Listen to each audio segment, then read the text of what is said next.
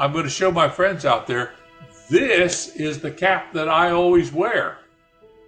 I wear this in country, and I wear it for the 2 weeks on every occasion that I'm there. There are no secrets about who I am. I am Captain Whorton, United States Marine.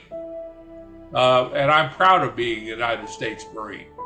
And I'm proud of my service in Vietnam. So there's never any doubt about that. But one of the things that I want to mention out there is every Vietnamese I talk to, they always start with the basic, well, you were in Saigon. And I said, no, I was not in Saigon. Now, I know why they do that.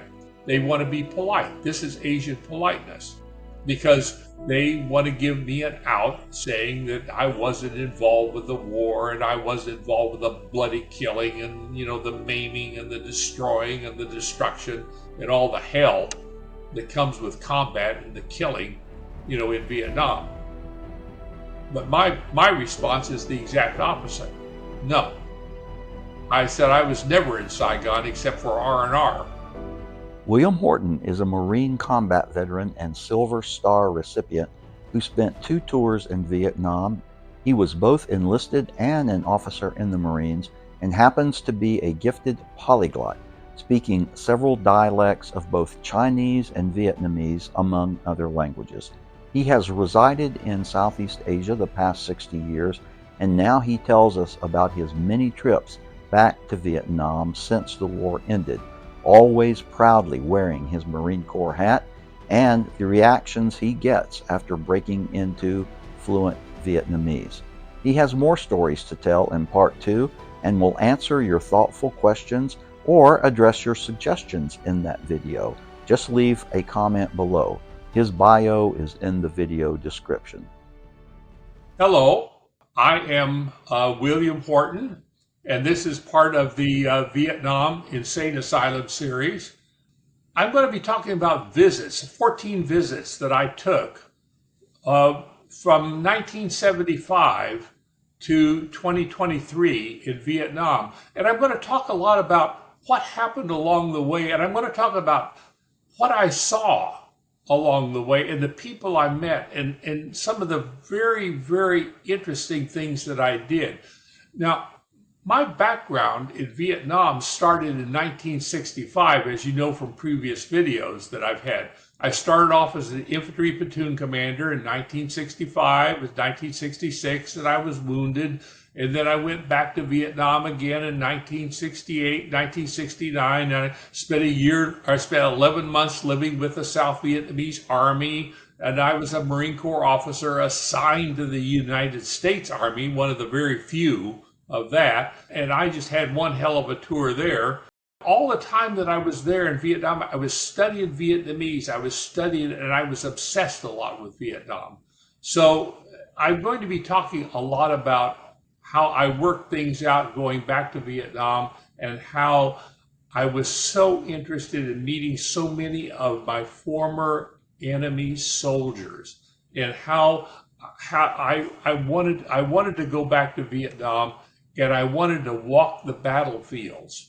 So in my 14 trips back to Vietnam, I would say 11 of them had to do with me privately. Three were involved with the United States government. I'll talk about those later. But 11 were on my own, and those were visiting battlefields and talking with veterans. And I arranged on all my trips to talk with veterans, Viet Cong, North Vietnamese Army veterans, and also South Vietnamese Army veterans also. So I'll be referring to some of them too in what I talk about. And by the way, I want to mention that I'm doing this on a very auspicious day for me.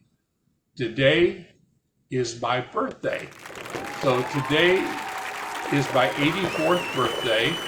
And I've got to tell my friends out there were lots of times along the way where I never, ever expected to see my 84th birthday. So this is a very auspicious day that I'm sharing with my friends. And I'm actually sharing with myself because I'm sharing good memories of past experiences with old friends from Vietnam that I met along the way, and also new friends that I'm making with this video. So this is my feeling at the time. I think I want to start off with one of the more poignant experiences that I had when I was visiting Vietnam. I'm not exactly sure what year this was, but I've been to Dien Bien Phu about 3 times. I've walked the battlefield of Dien Bien Phu 3 times, and I have been absolutely fascinated by that battle. On one of the occasions where I was at Dien Bien Phu, I was at the museum. There's a beautiful museum there at Dien Bien Phu. I was watching an older man with someone who's obviously his son. And I was watching the face of the older man, and I was watching his eyes. And I was watching his eyes as he became immersed in the photos that he was watching in the museum. And I looked at his face, and he was so into the photos. His eyes were so deep into it. I knew that this was an old soldier. So I went up to the son, and I began talking to the son, just making the normal Asian greetings and politenesses. I mentioned that my beautiful wife and I had we just finished walking Beatrice, the old fortress at Beatrice at Dien Bien Phu. And the young man looked startled. He said, "Well, that's where my father fought." And I said, "Well, may I have the honor of talking with your father?" The boy talked to his father, and I mentioned that I was a combat veteran and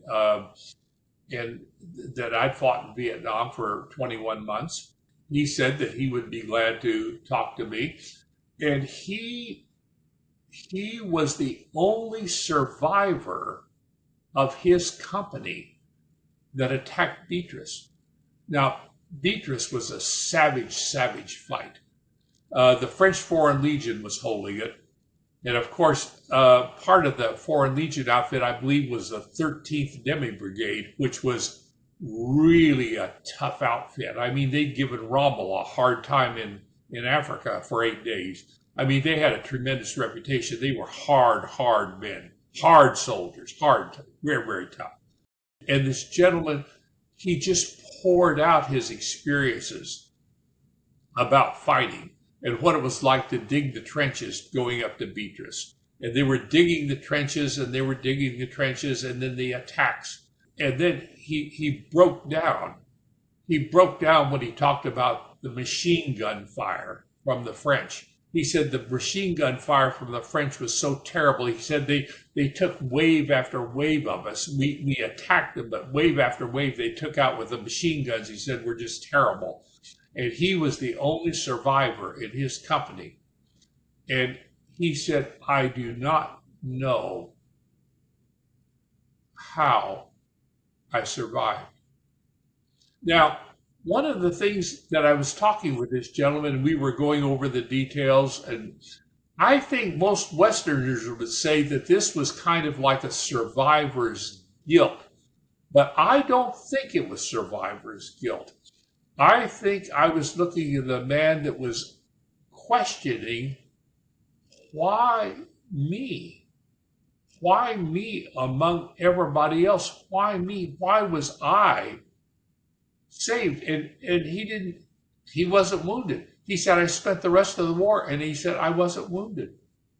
He couldn't understand why. We just had a tremendous conversation.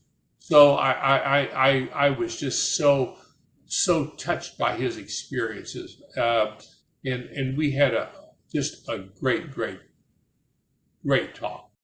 Now, another thing that I want to tell my friends out there is that in 14 visits to Vietnam, that I have not suffered any insult, any kind of bad comment. In fact, because I am a combat veteran, I have been treated with such tremendous respect by immigration officials, by government officials, by common people, by old soldiers, North Vietnamese, Viet Cong, South Vietnamese. It's just been tremendous. Now I'm going to show my friends out there. This is the cap that I always wear. I wear this in country, and I wear it for the 2 weeks on every occasion that I'm there. There are no secrets about who I am. I am Captain Whorton, United States Marine, and I'm proud of being a United States Marine. And I'm proud of my service in Vietnam. So there's never any doubt about that. But one of the things that I want to mention out there is every Vietnamese I talk to, they always start with the basic, well, you were in Saigon. And I said, no, I was not in Saigon. Now, I know why they do that. They want to be polite. This is Asian politeness because they want to give me an out saying that I wasn't involved with the war and I wasn't involved with the bloody killing and, the maiming and the destroying and the destruction and all the hell that comes with combat and the killing, in Vietnam. But my response is the exact opposite. No. I said I was never in Saigon except for R&R. Okay? That was the only time I was ever in Saigon. I was always on the battlefield. And then the next questions are always, well, where were you? And then I'll describe that, and we just have tremendous discussions. It's like, for example, when I was entering Lao Bao immigration, which is along the old demilitarized zone in the central part of Vietnam. As I was entering Lao Bao from Laos, my wife and I had driven across Laos, and we were in Lao Bao, and so the immigration officials there, they were looking at, my Marine Corps, hat and everything, and then they gave me the usual, you were in Saigon. I said, no, I was fighting. I said, as a matter of fact, I was fighting not only a couple kilometers from here. I was at Khe Sanh and A Shao, and I said I did a hell of a lot of fighting around this area, And then they just pulled me in, started giving me tea, and said, well, where were you fighting? And, and I described where I was at Con Tien, and I described where I was along what they used to call Leatherneck Square and Khe Sanh and A Shao Valley and all the different places in A Shao and stuff like that.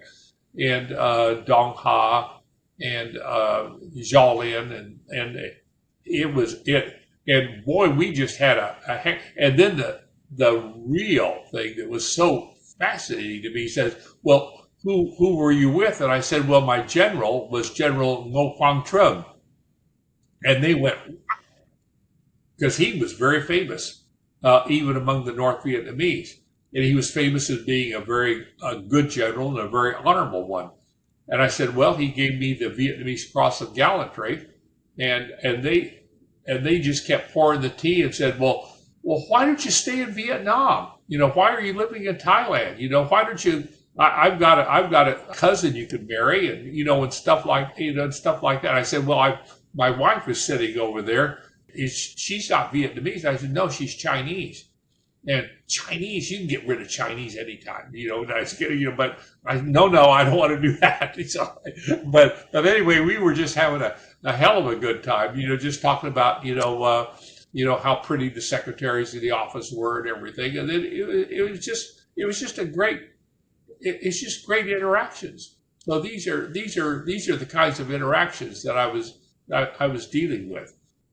Now, one of the things that I was investigating that I think will be interesting to our friends out there is on one of my trips, I was investigating villages, and I wanted to get more information about how the Viet Cong worked the dual governments. In other words, there would be the normal South Vietnamese government would have maybe the daytime operations, and the Viet Cong would own everything by night or whatever, kind of thing. And there was always this two kinds of government, throughout South Vietnam. One of my guides, I always insisted on having former military guides. And I didn't care whether they were North Vietnamese Viet Cong, or South Vietnamese. I didn't care. Didn't make any difference to me. So anyway, in this case, my guide was a former first lieutenant ranger, South Vietnamese Army. So he gave me his story, which I thought was absolutely interesting. He told me he got married to a village girl up in Quang Tri, and he said she was beautiful and and everything was nice, and then he said then came 1975, and it was time for him to go to re-education because he was a former ranger and a former officer, and so he went to the re-ed camp, and he said for the first time he found out that his wife was one of the top Viet Cong leaders in the area. Her father was one of the top regional Viet Cong leaders. He found that out after he got to re-education, and they came down and got him out. But he said you never knew.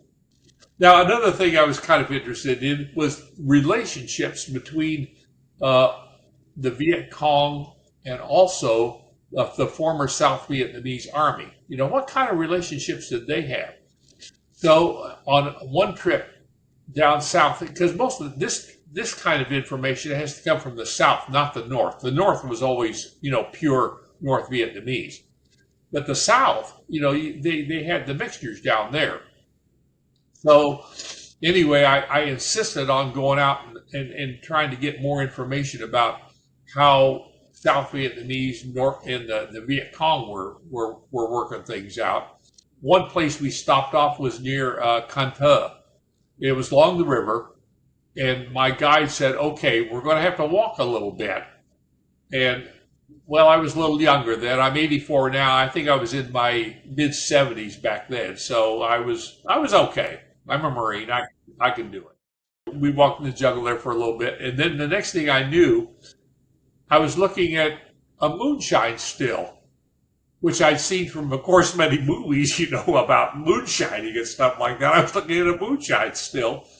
And a former Viet Cong regimental commander was in partnership and buddy with a South Vietnamese sergeant who very proudly showed me his certificate from the United States that he'd been trained in refrigeration techniques in I think in Pennsylvania someplace. So I mean, here they were. They built this moonshine thing together. So I sat down and they said, "Well, let's do some drinking." I'm going to tell my friends out there, I'm not much of a drinker anymore. When I was young, I could handle my liquor pretty well, but in my old age, I really tapered off. So, but anyway, I mean, I wanted to be friendly, and after all, this is just rice. They're just making it out of rice. So, what the heck? And also, by golly, it tasted really, really good. I mean, it was just really, really good. It kind of tasted like a Japanese umeshu, which is that sweet kind of liquor that they have. So and my wife is sitting there looking at me. Be careful, I mean, she's there watching over me, and my guides, two guides were saying, be careful of this stuff. And I said, I'm a Marine. I can take a couple swigs. I mean, that's not going to bother me. So they had these little cups, and we were talking. And I was asking the Viet Cong, the former Viet Cong regimental commander, about how he was fighting. Back when he was fighting, and he said mostly he was fighting the South Vietnamese. Didn't handle too much with the Americans, but he said he was doing a lot of fighting with the South Vietnamese, and he was describing a lot of the operations and stuff like that, and how they were involved with really, really penetrating the villages and just penetrating all the local security stuff and things like that. So I had some great conversations with him, and then I had some great conversations with the sergeant because he was so proud of his certificate. being a graduate of refrigeration school from the States. And he was really proud of that. But they were working together and they were just having a hell of a good time. And apparently it was very profitable.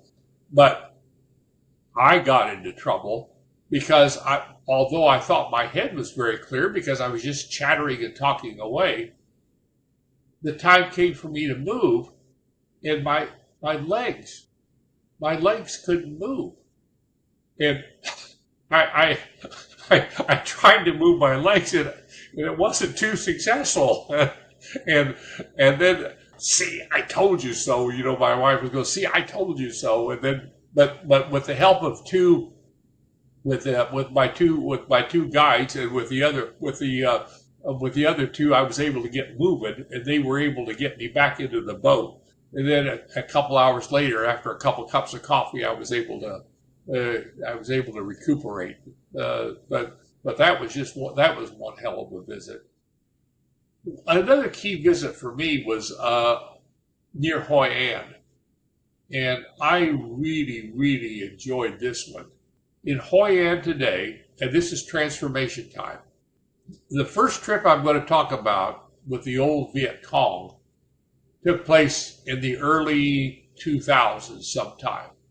Today at Hoi An and Nishan and that whole Khmer complex it's all basically rock and roll. I mean, they have cars taking you every place. They have entertainment. It's Disneyland compared to what it was, 20 years ago, 25 years ago when I first went there. When I first went there, there was an old Viet Cong. He'd obviously been wounded. He was wearing shorts, and I could see where the back of his legs had been wounded. He'd been wounded, and I knew that he was an old soldier. So I walked over and told him who I was, and I'd soldiered in the area. We talked about a lot of the old villages where we were fighting in, and I still at that time remembered a name of the number of the villages, and it was just great talking with him but he gave me a lesson that was really, really interesting.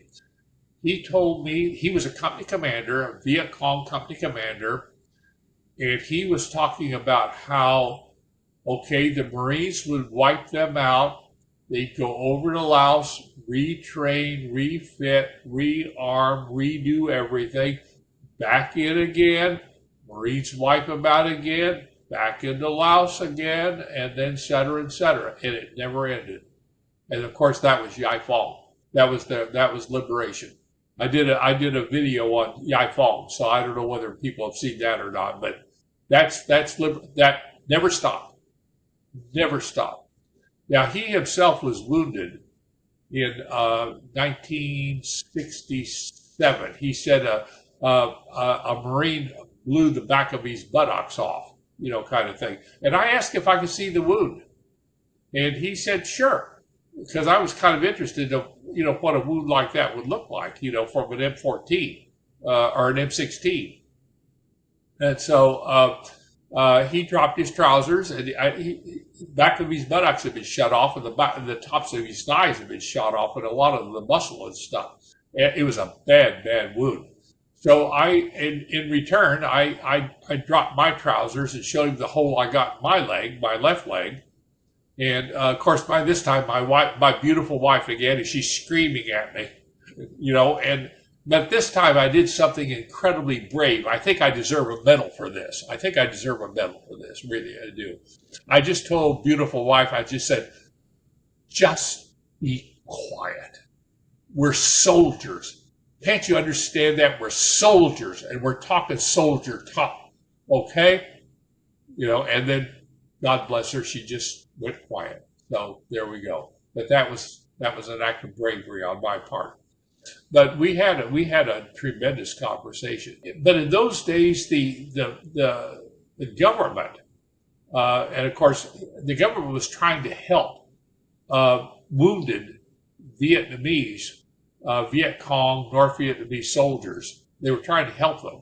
by giving them administrative positions where they could earn something, for pensions and things like that. So I've had so many great conversations along the way. It's almost impossible to continue further. But I want to kind of go back to my first visit to Vietnam was in 1977.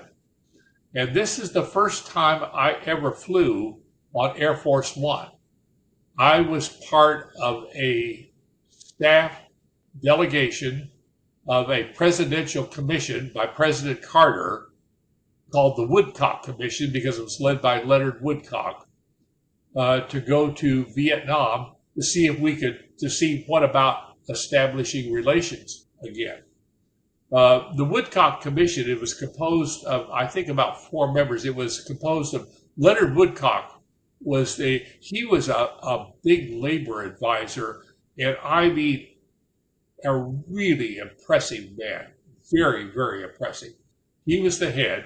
Then there was Ambassador Charles Yost, and then there was Marion Wright Edelman. She was very famous for a children's defense fund and helping out with, I think, Save the Children and things like that. And then there was Senator Mike Mansfield. He was a former Marine. He'd been a Marine in China. So, and then there was a whole bunch of staffers and things like that, and I was part of that. Now, at that time, I was a staff sergeant in the Marine Corps, and I was basically what my function is I was a gopher. Go for this and go for that. If somebody wanted to get stamps, from the post office, I went out and got stamps from the post office. Or if somebody wanted to buy some lacquerware, I'd go out and buy the lacquerware, always with, my escort with me, which is absolutely required. So I had a chance to do a lot of interesting things there. They were having meetings, and of course, people at my level were not at the meetings, but we were outside.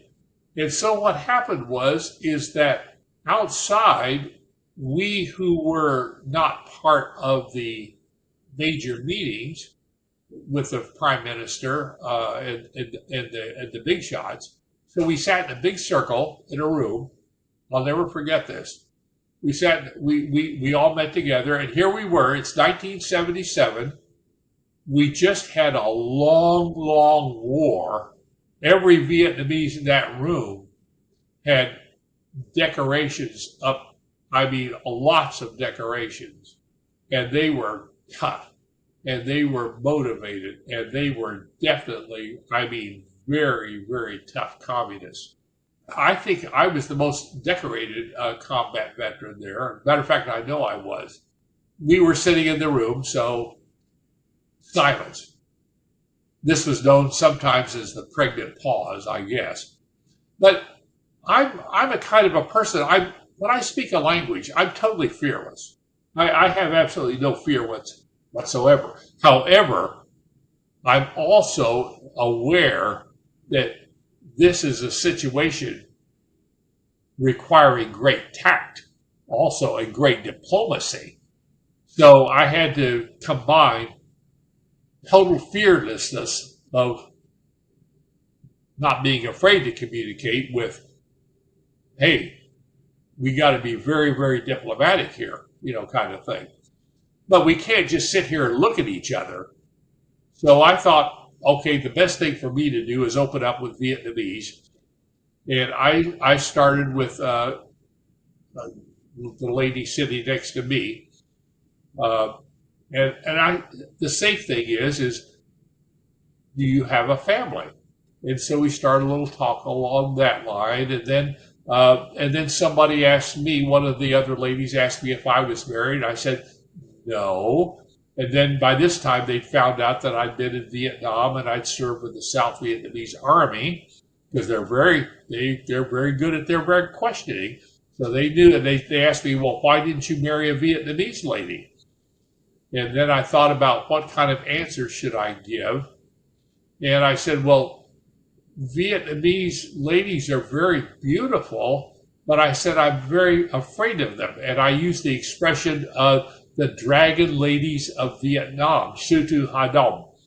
Initially, it didn't dawn on them, and I said I was, I was afraid. Afraid? Why would you be afraid? And then Sư Tu Ha Dom, and then and I thought, my military career is over. I'm doomed. I'm going out in disgrace. They'll shoot me at dawn or something, whatever they're going to do, that kind of thing. And then a Vietnamese man fell off his chair laughing so hard. He was laughing so hard he literally fell off his chair. He said, "Don't you get it? The Dragon Ladies of Vietnam, you're all tough. He's afraid of you because you're so tough and mean, and kind of thing. You're hardcore, that kind of language." And then all the Vietnamese ladies were going, "Oh, no, we're nice and we're gentle." And then they started yelling at me about, "We're so gentle and we're so nice." And I said, "Yes, and I'm wrong. I'm sure I'm wrong. I'm sure I'm wrong." And then, so we all started going at it. And then the Vietnamese started opening up with the other Americans. And then sign language came on, and we all began to kind of communicate with each other. So this is what I wanted to achieve. And so this is something I'm very proud of. But it wasn't over for me yet, because we moved on to Laos, and then we had to go to a function, a diplomatic function. And Senator Mansfield knew that I was a Marine and that I was a linguist. I was the designated linguist because I could get along in Lao, French, Vietnamese, and some little Chinese, kind of thing. The next thing I knew, Senator Mansfield is waving me over. He was going, here. And he said, "Interpret for me." And it was the third secretary of the Laotian diplomatic corps, or something like that. I don't know who it was. And he wanted to do the 3 stages of the American-Lao relationship. And here it is. It's 1977, and I've been studying Thai and Lao for about a little over a year, and I'm still not that good. So anyway, what happened was I got through the first 2 stages of the American-Lao relationship in a combination of Thai and Lao, and not any real problems. But by the time I got to the 3rd stage, I was exhausted. I looked at the Laotian gentleman and I said, "Sir, do you speak French?" And he said, "Bien sûr." So we finished off the 3rd stage in French, which was just a hell of a lot easier. So that was good. But Mike Mansfield was a very interesting guy. Now, one of the things I did, I'll mention this just in passing, is that when I visited Arlington, I looked for the grave of Mike Mansfield, and on his stone, he had Private United States Marine Corps. That's how he wanted to be remembered. And so I made a special prayer of respect to Senator Mansfield. God bless him. But later on, you might be asking the question, well, you had this meeting in 1977. President Carter later said it was a great success and all that. But here was the problem. In December 1978, Cambodia invaded Vietnam. In February, the Chinese came in because they wanted to support their Cambodian brothers, in the war. The Khmer Rouge attack on South Vietnam was literally insane. Now, I had been following it from the American Embassy. Our agency subscribed to Vietnamese newspapers, Nhân Dân and Quan Doi Nhân Dân, and also we would be interviewing some refugees coming through.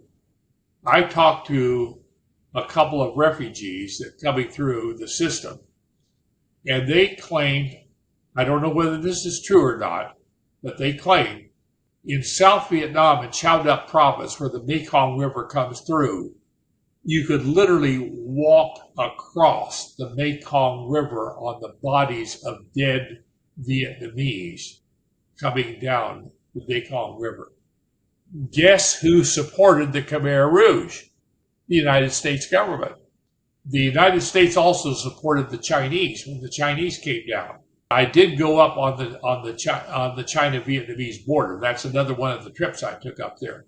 We have to remember one thing. Now, my guide, when we went up to the Chinese-Vietnamese border, and I was looking at two things. I was looking at the destruction of the French colonial force up there. Of September and October, French lost about 6,000 troops on Colonial Route 4 up there. Then, when the Chinese came across, my guide at that time had been 15 years old. He was pulled out of school, given 2 weeks of training, and he went up to fight the Chinese. So he knew the area up there. The Vietnamese Army was down in Cambodia fighting the Khmer Rouge. So what they did is they pulled the Boy Scouts, schoolboys, forest rangers, police, old soldiers, everybody. That's who fought the Chinese.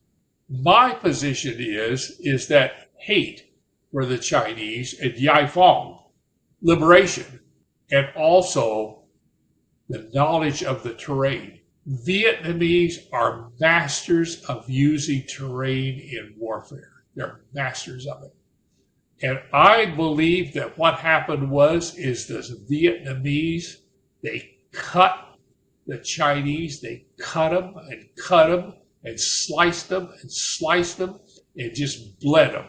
Now, the war with Cambodia, between Vietnam and Cambodia, lasted until 1989. Another thing I want to mention is this. Vietnam, from 1975 to the last time I visited in 2023, has gone through so many different changes. Impossible. It is now a modern, 5-star hotels everywhere. The last time I tried to find a place where I lost 3 Marines was in 2023. And it was on a South Korean golf course. My last couple of visits to Vietnam have been very poignant because I'm 84 years old and I'm near death. And so many people of my generation have already died. And many more, we're all getting ready to go. But we all have stories. And one of the things is, in my last couple of visits, I have been literally chased through the streets of Saigon and Hanoi with young people come and talk to my grandfather. And this goes for North Vietnamese soldiers, Viet Cong soldiers, and South Vietnamese soldiers. Please come and talk with my grandfather. And these older people, their grandkids don't care anymore. Their grandkids are living on their phones. They're living in their video games and computer games and blah, blah. And they don't have time for grandpa anymore. But grandpa still has the stories. I was at a memorial service, and I was watching this old Vietnamese, and who'd obviously been very severely wounded. He was trying to get the things that he needed to celebrate with arranged, and his grandkids were sitting there on their phones, on their phones while they were doing that. And I looked at that, and I just went over to the kids, and I just, in a very polite way, I said, "What are you doing?" I said, "Your grandfather spent his life sacrificing himself for your liberation. Don't you feel that you should do something about this?" And then the parents were there too. And then everybody just broke into tears. Everybody just started to cry. And then I walked over to the gentleman, and the gentleman, he was a North Vietnamese soldier, but he'd been doing a lot of fighting with the South Vietnamese, and he'd been wounded by the South Vietnamese. what happened was is we had a great conversation on the South Vietnamese units that he'd been fighting, and he said they were a tough bunch. He said they would not quit, and he said we took terrible casualties. So this was interesting for me because he was talking about a South Vietnamese unit that had stood and fought like hell, and they wounded him very, very badly, and so it was interesting like that. So in that case, and then we went back to the family, and then I said, your grandfather had just a hell of a fight, and so we were talking, and everything ended well. I mean, it wasn't bad or anything, but it was just the kids, the kids just had no concept. And this is another thing that happens nowadays. When I was at Chulalongkorn University, there was a group of Vietnamese students that came in, and I went down to say hello, and we were talking along, and one young lady asked me, said, "Well, why do you speak Vietnamese?" And I said, "Well, I was serving with the Vietnamese Army." And then she said, "Oh, you were part of the group that helped us gain our freedom." And then the boys looked at her and said, "No, he was on the other side." And then everybody just started laughing and staring. We all had a great laugh on that one. I mean, I want to close by saying something else that's kind of on my mind these days.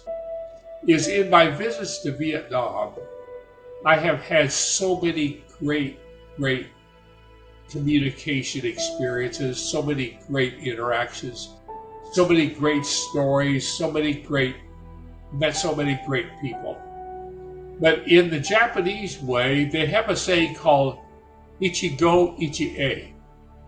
And it means something like Ichigo means in this duration of time. In this duration of time, in this lifetime, we have this meeting, this coming together. And let's make the most of this coming together that we can. And this goes into the Buddhist idea of everything is transitory in time. There's no attachment to it. Everything is transitory. And yet there's another thing called karma.